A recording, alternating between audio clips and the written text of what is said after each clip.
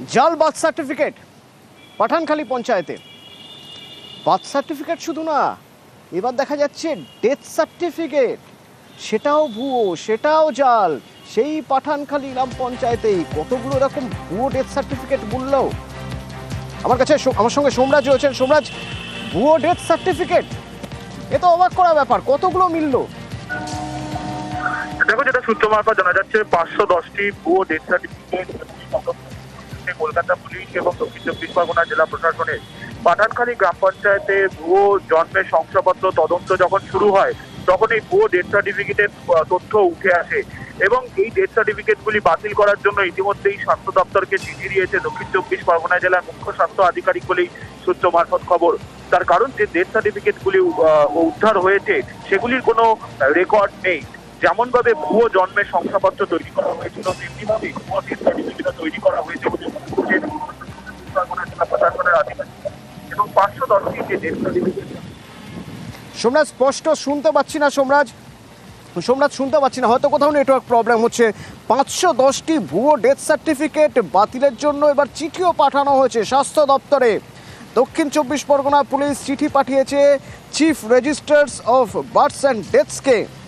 সরকারি পোর্টাল থেকে যেন ওই ডেথ সার্টিফিকেট বাদ দেওয়া হয় আবেদন করা হয়েছে। সোমরাজ,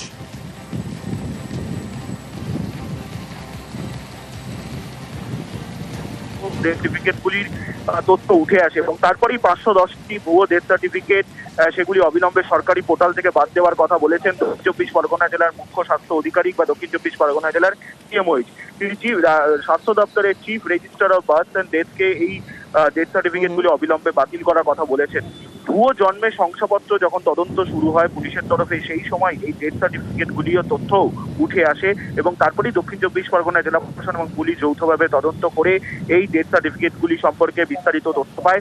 তারপরেই সেগুলি বাতিল করার কথা জানিয়ে স্বাস্থ্য দপ্তরের চিফ রেজিস্ট্রার অফ বার্থ অর্থাৎ যার দায়িত্বে রয়েছেন রাজ্যের স্বাস্থ্য অধিকর্তা, তাকে চিঠি পাঠিয়ে বলা হয়েছে অবিলম্বে বাতিল করতে এবং সেই বাতিল করার প্রক্রিয়াও শুরু হয়েছে বলেই সূত্র মারফত খবর। ধন্যবাদ।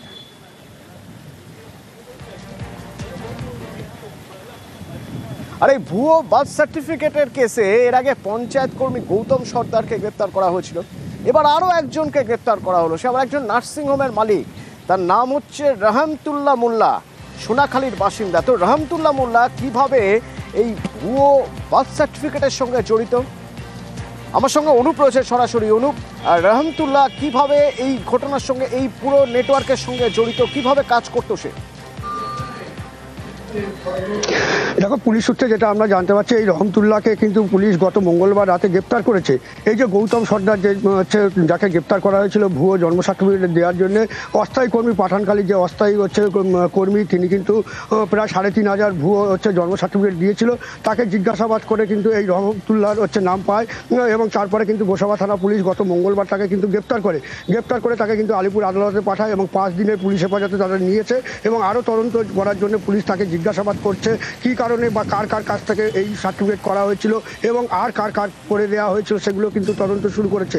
তবে এই যে বাসন্তী সোনাখালীতে যে নার্সিংহোম, দেব নার্সিংহোম, তার হচ্ছে এই যে রহমতুল্লাহ সঙ্গে তার সহকর্মীকে জিজ্ঞাসাবাদ করলে তিনি জানিয়েছেন এই নার্সিংহোম থেকে তিনি কিন্তু 4 থেকে 5টি কিন্তু হচ্ছে এই জন্ম সার্টিফিকেট তৈরি করে দিয়েছে বলে তিনি এরকম দাবি করেছে। তবে এই ঘটনায় কিন্তু গোসাবা থানার পুলিশ যথেষ্ট সক্রিয় হয়েছে, কারণ এই যে সার্টিফিকেটগুলো কোথা থেকে করা হয়েছে, কিভাবে করা হয়েছে, কাদের দেওয়া হচ্ছে, সেগুলো একজন দুজনের কাজ নয়, এখনো পর্যন্ত 2জন গ্রেপ্তার, হয়তো আরো অনেকে জড়িয়ে রয়েছে এর সঙ্গে, তদন্ত চলছে।